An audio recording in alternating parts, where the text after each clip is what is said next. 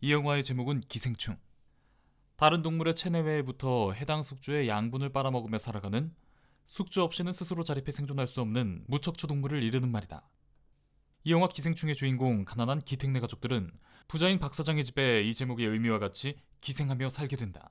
이렇듯 영화의 타이틀, 즉 이름은 해당 영화의 내용이나 주제를 함축적으로 나타내는 것으로 정하는 것이 일반적인데, 아, 이거 진짜 상징적인 거네. 와, 여기 진짜 상징적이다. 이는 영화에서조차 이 영화에는 숨겨진 상징이 많다며 주인공들의 대사를 통해 수차례 강조해온 이 영화의 주인공들의 이름도 마찬가지일 거다. 이번 영상에서는 영화 기생충 속 주요 인물들의 이름을 한자로 풀어보겠다. 먼저 기택네 가족의 이름.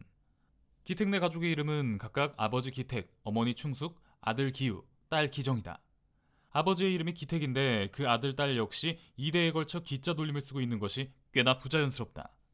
바로 이 부자연스러움이 본 영상의 제작자가 이들의 이름에 분명 어떤 의도가 있었을 것으로 예상하고 이를 분석해 영상을 만든 계기가 되었다. 봉준호 감독은 이들의 이름의 한자를 공개하지는 않았다. 하지만 이 영화가 기생충이란 제목을 가지고 부자의 기생에 살아가는 가난한 가족의 이야기를 그리고 있는 이상, 이들의 이름에 공통적으로 들어가는 기는 분명 관객들에게 은연중에 기생의 기를 떠올리도록 설정한 돌림자라고 본 영상 제작자는 확신한다. 이들의 이름에 들어가는 이 기자는 이들이 기생충처럼 부자로 잘 살고 있는 박 사장 가족의 집에 들어가 기생하게 될 것임을 암시하는 장치로 작용하니까. 이렇게 생각해봤을 때 기택, 기우, 기정의 이름 각 끝 글자 택, 우정은 각각 집을 뜻하는 한자 집택, 지부, 큰 집 정일 것으로 추측해볼 수 있다.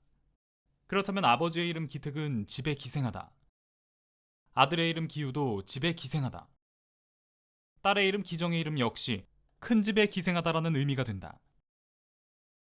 여기까지 생각해봤을 때 어머니 충숙의 이름에서의 충은 이 영화의 제목 기생충에 따라 당연히 벌레충일 것이다.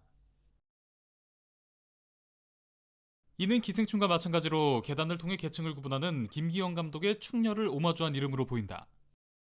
자, 그러면 아버지 기택과 어머니 충숙의 이름을 나란히 놓으면 어떻게 될까? 기택충이 된다. 영화의 제목인 기생충과 몹시 발음이 비슷한 이 기택충이란 말은 집에 기생하는 벌레란 뜻으로 그 의미 또한 같다. 이 역시 이 가족이 부잣집에 기생하게 될 것임을 암시하는 설정으로 볼 수 있다.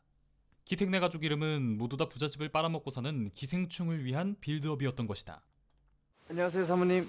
아니, 저 여기서 일하는 사람이에요. 이쪽으로 오세요. 영화 기생충에서 문광은 기우에게 문을 열어주며 처음 등장한다. 그리고 작품 중반부, 문광이 초인종을 누르고 문을 열고 들어오면서 모든 것이 미쳐 돌아가게 되는데, 문 좀 열어주시겠어요? 문광이라는 이름은 그 의미 그대로 문문에 미칠 광이다. 이는 문을 열고 미친 사람이 들어온다는 뜻으로 지었다고 봉준호 감독이 최근 발간된 기생충 각본집의 내용을 통해 직접 밝힌 바 있다. 남궁현자 선생님 아시나?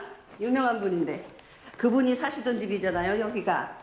남구현자 선생님의 예술원이 숨어있는 이 집, 이 거실 한복판에서? 그리고 박 사장의 집을 예술적으로 만든 건축가 남궁현자 선생님의 이름.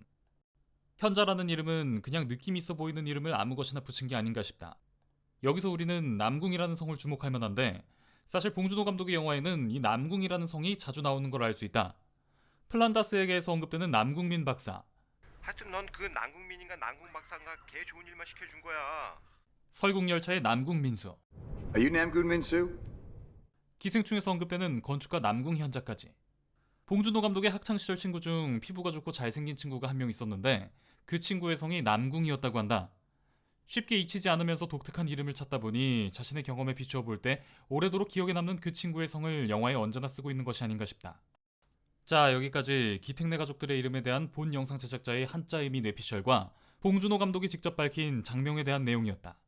본 영상에는 박 사장 가족의 이름에 대한 한자 의미 뇌피셜은 빠져있다. 이는 이 영상을 보고 있는 미노타우루스 채널 구독자들에게 맡기겠다. 미노타우루스 채널을 구독한 구독자가 남긴 가장 그럴듯한 박 사장 가족의 이름 뇌피셜 3개를 뽑아 해당 댓글 작성자 3명에게 쓰기만 하면 다 계획이 있어 보이는 기생충 선글라스를 선물로 드릴까 한다. 미노타우루스 채널 구독자들의 많은 참여 바란다. 그럼 지금까지 미노타우루스였습니다.